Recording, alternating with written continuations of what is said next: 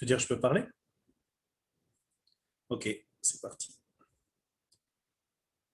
Bonjour à tous, je m'appelle Christophe Dougnac, je suis peintre et auteur de Monde Imaginaire. Je tenais tout d'abord à remercier l'équipe de Scientilivre de nous permettre de nous retrouver tous, même si c'est en live. Donc le thème cette année, c'est Nature insolite. Donc je vous ai préparé une petite vidéo dans mon atelier d'art qui se situe dans le Gers, dans laquelle on va voir un petit peu comment je travaille avec des bois flottés, avec des éléments de la nature qui me permettent de créer des créatures. Donc évidemment, je ne fais pas que ça, mais pour cette petite vidéo-là, on va voir un petit peu comment mon imaginaire part sur des choses insolites. Donc je vous dis rendez-vous tout à l'heure après la vidéo pour me poser des questions, bien sûr, je reste avec vous et je vous dis à très vite. Tu peux lancer la vidéo. Ouais. À tout à l'heure.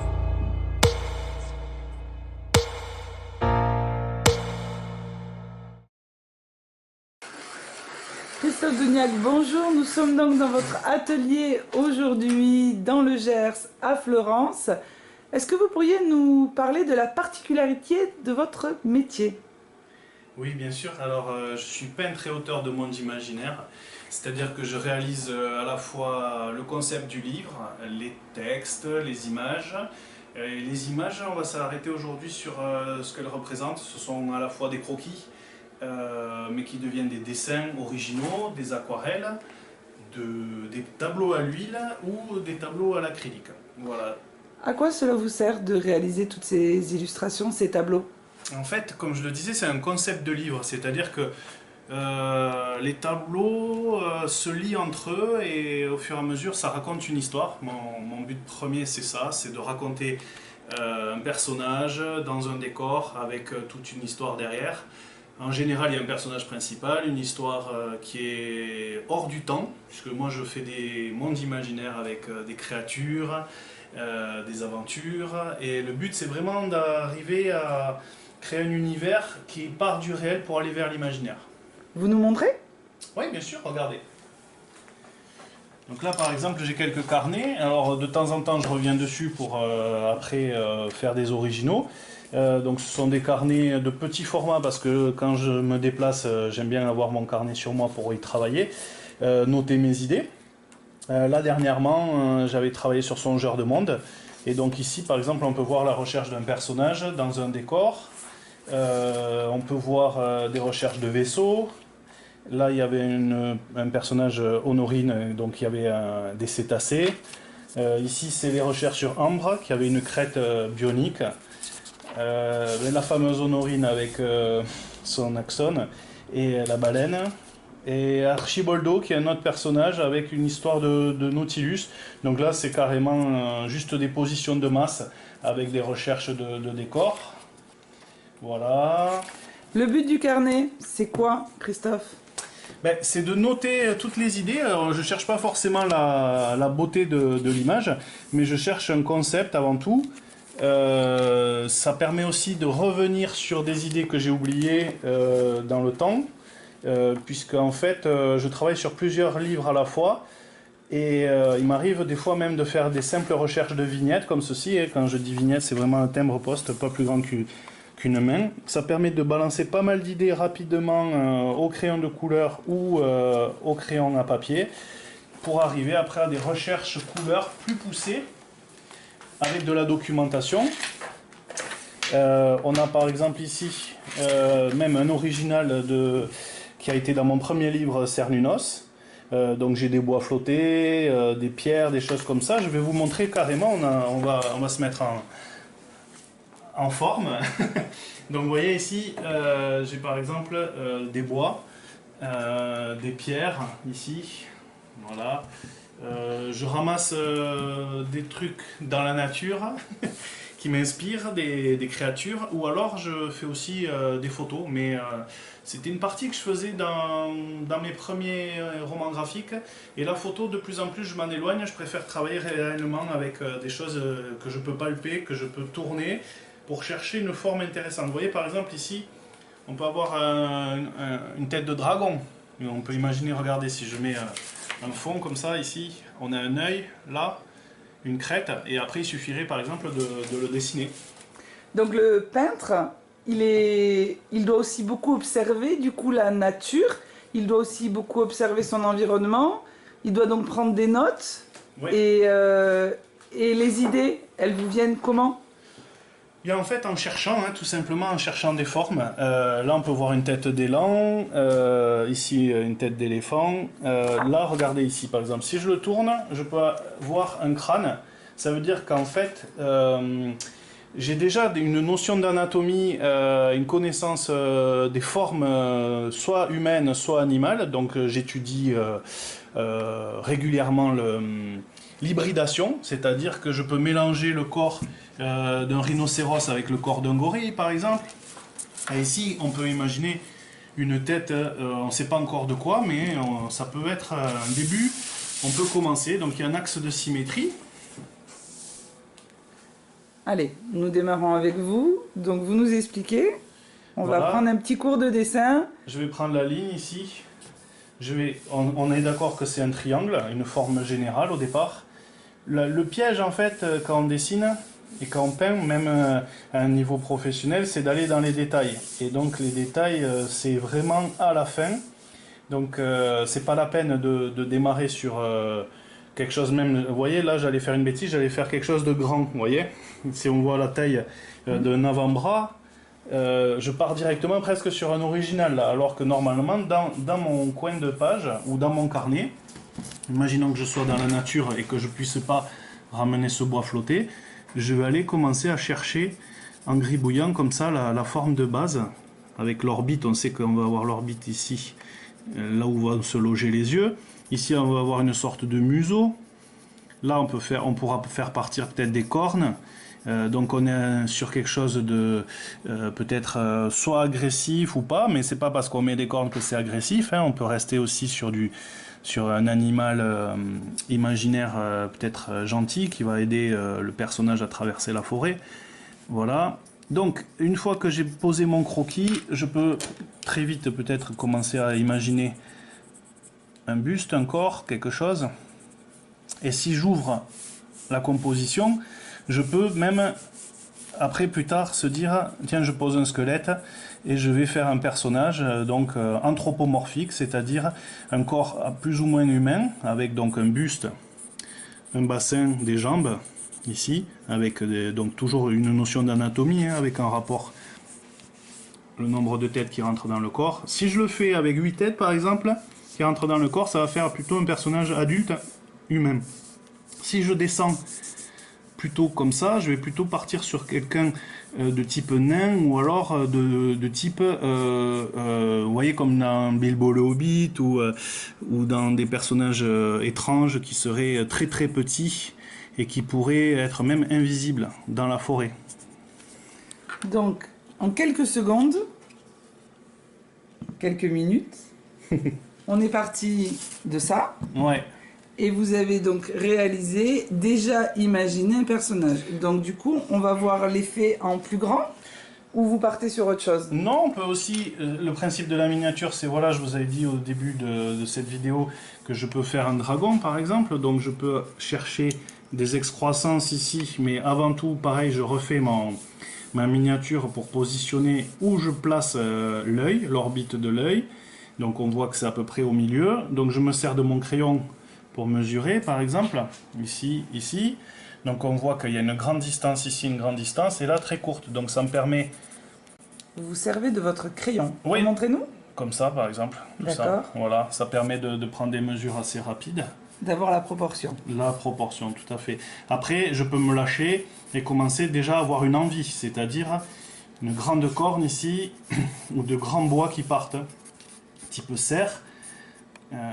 Ici, ou même à l'inverse, pardon, ici un bec, type oiseau, hein, on peut vraiment avoir ici une notion de crâne qui démarre avec une attache ici de colonne vertébrale. Alors ce qui est important à ce niveau, c'est de commencer à vraiment injecter toutes les connaissances anatomiques dans le concept, c'est-à-dire que si j'accroche mon crâne ici sur une ligne, on peut donc imaginer que c'est la colonne vertébrale de la créature. Et là, on peut donc structurer par des formes simples. Le buste, on accroche un bras ici. Donc pareil, on se dit est-ce que c'est un bras humain ou est-ce que c'est un bras animal. Donc à partir de là, ce qui est important, c'est de se documenter, d'aller voir dans les livres un petit peu comment les choses sont faites. Donc c'est-à-dire que l'anatomie, j'en ai parlé tout à l'heure, c'est des choses qui peuvent s'étudier lors de mes stages. Par exemple, moi j'apprends vraiment comment on construit le corps humain, donc je me base sur des livres. Là ici par exemple, vous avez l'avant-bras qui peut être redessiné ici. Là, le simple croquis, c'est l'intention, et là, on rentre dans le côté réaliste de la créature. Voilà.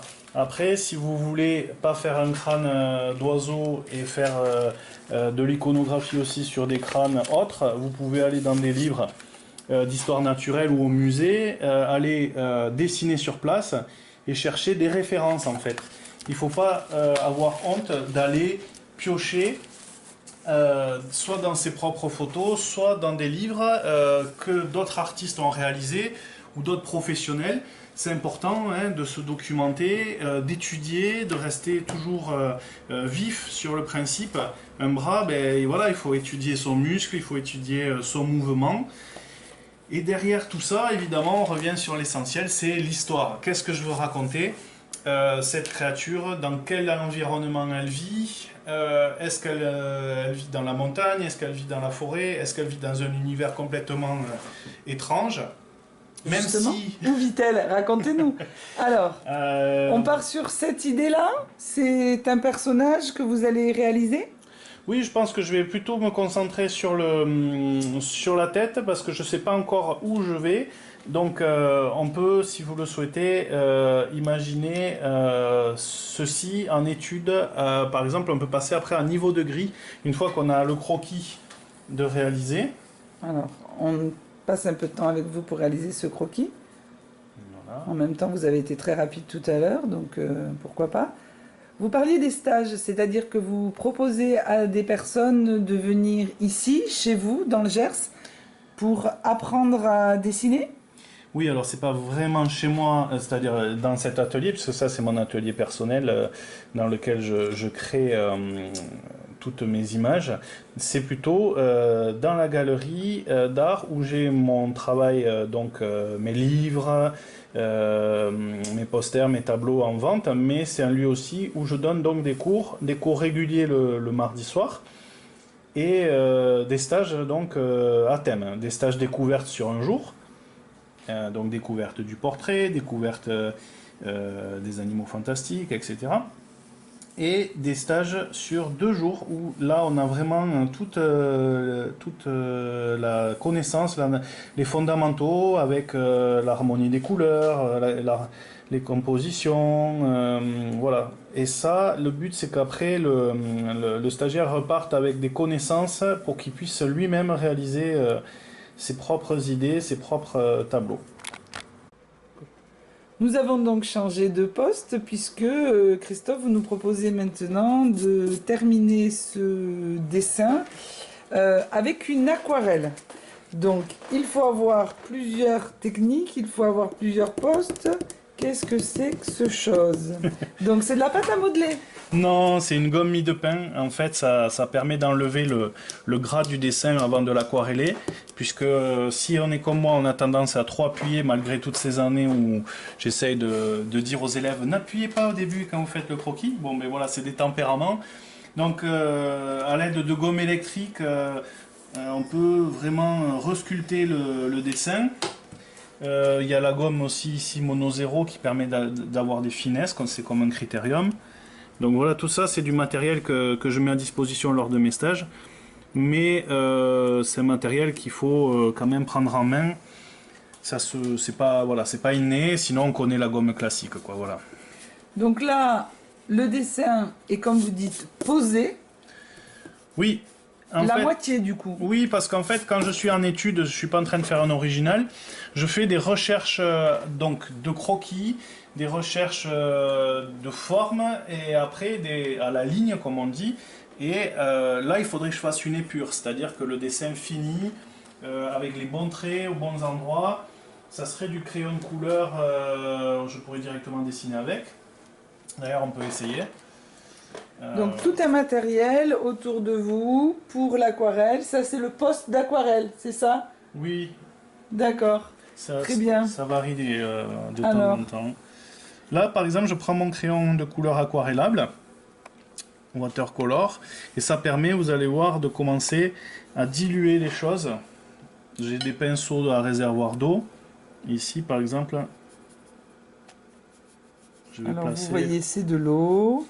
Voilà, donc si on en a trop mis, On on essuie. essuie. Dans le mouillé, on peut commencer à chercher des textures. Donc je vais quand même me baser sur ce que je vois. Donc D'accord. ici, Donc on reste toujours sur notre créature. voilà. Et maintenant, on va donc... Comment ça s'appelle cette étape? De quoi? Là, c'est du rough, c'est-à-dire que c'est de la mise en valeur noir et blanc pour sentir le volume, essayer d'étudier les formes. Par exemple, ici, vous voyez que cette partie-là est éclairée, là, c'est dans l'ombre, donc on sent bien que ça, c'est derrière, et là, il y a une excroissance. Donc cette partie, par exemple, D'accord. Donc toutes les ici, parties sombres que vous pouvez voir, du coup, vous les reportez sur la feuille grâce à vos crayons aquarellables. oui, on peut faire ça. D'accord. Allez.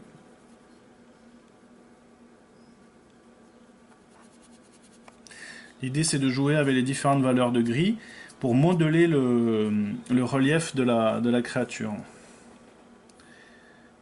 Mais à ce stade, on peut encore se permettre des libertés, comme par exemple rajouter ou enlever des parties. Donc on part d'un bois, en l'occurrence, que vous avez peint. Est-ce que c'est un choix? Est-ce que c'est nécessaire? Non, pas du tout, c'est pas nécessaire, mais si par exemple je prenais ce caillou, j'aurais des informations de couleur, et ça va être beaucoup plus difficile de créer quelque chose à partir d'un objet coloré que d'un objet déjà en noir et blanc. Parce D'accord. qu'en fait là on a déjà les parties claires, selon la lumière ici, vous voyez, ça change tout. Vous voyez, si je pousse mon contraste ici, d'ailleurs c'est ce que j'aurais pu faire, mais j'ai déjà le creux par exemple qui va surgir. Donc là, ici, par exemple, je vais donner plus d'intention là. Par contre, si je prends un bois, par exemple, que je vais patiner ou colorer, là, je suis vraiment après dans une étude poussée. C'est-à-dire que ce personnage, on peut très bien imaginer qu'il ait été peint en hyperréalisme comme ça. Et là, après, je vais faire une étude réelle de ce que je vois. Et donc, on peut très bien imaginer que la partie, par exemple, ici, au-dessus, ça soit un casque. Et donc là, on va vraiment directement prendre une aquarelle et poser les valeurs, mais colorées. Vous voyez la différence entre le noir et blanc et la couleur? C'est difficile de commencer directement par la couleur, mais ça se fait, il n'y a pas de problème, ça se fait. C'est une histoire d'envie et après de compétences aussi. Là, ce que je fais, c'est vraiment pas ce qu'il faut faire en fait. Là, je pars en freestyle, comme on dit, et là, je vois par exemple, c'est pas du tout le vert qui va me plaire, c'est plutôt autre chose, une partie plus sombre.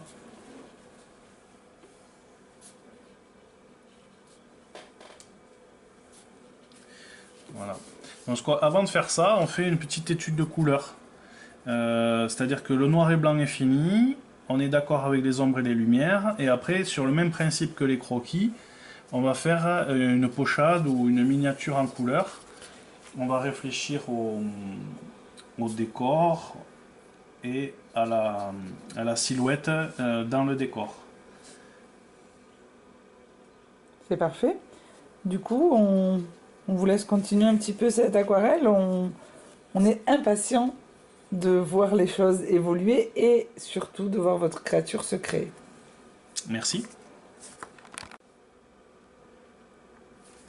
Donc nous sommes passés à la couleur sur l'aquarelle. Donc comme vous disiez, une fois que les noirs et blancs sont posés, on peut passer à la couleur dans ce sens-là, mais on peut aussi faire dans un autre sens. Donc la créature est en train gentiment de prendre vie sous vos yeux.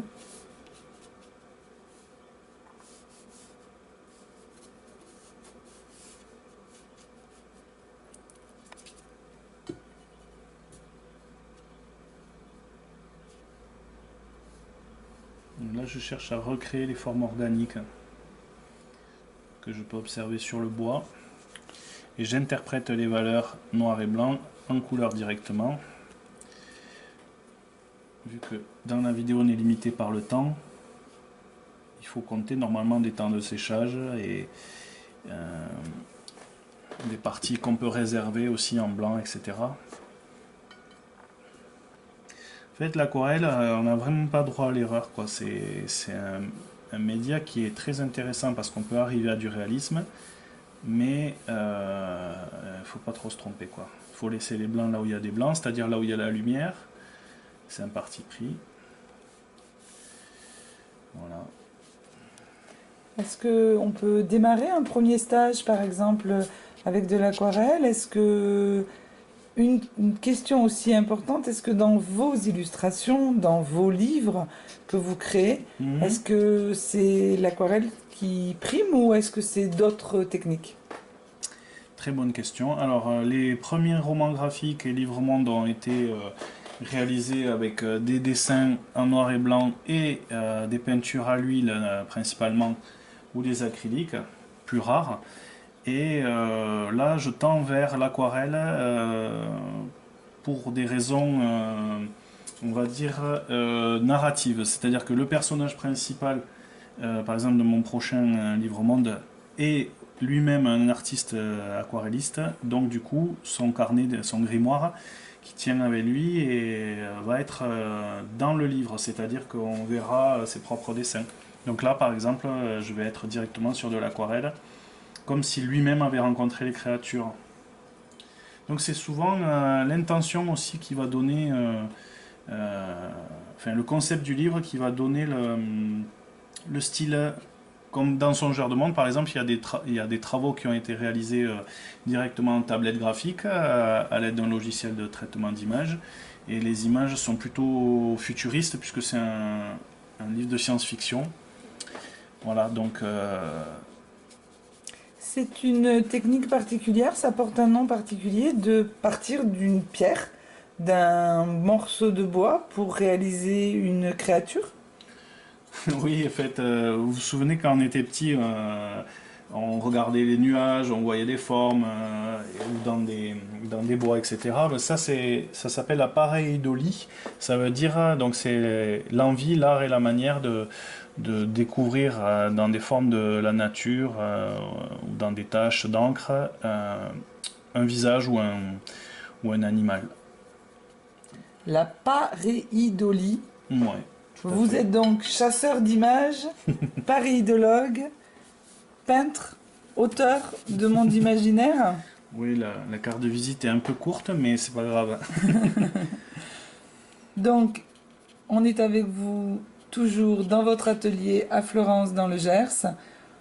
Sous nos yeux est en train de prendre vie une créature en partant de ce morceau de bois que vous avez vous-même ramassé dans la nature, peint pour mettre en place les valeurs, si je ne me trompe pas. Et donc, cette illustration va donc, je vais me mettre devant pour qu'on puisse voir la même chose, va donc petit à petit prendre vie sous nos yeux. Et ensuite, on aura la symétrie pour reconnaître la créature comme vous l'aviez proposé sur le croquis qui est ici. Oui, alors là, il y a une partie qui peut être faite en digital, c'est-à-dire que je peux très bien prendre cette aquarelle et la pivoter en symétrie et retravailler dans le logiciel de traitement d'image. Mais comme je le disais, c'est vraiment de moins en moins mon envie. Je préfère le faire directement en symétrie à la main, quoi. Voilà.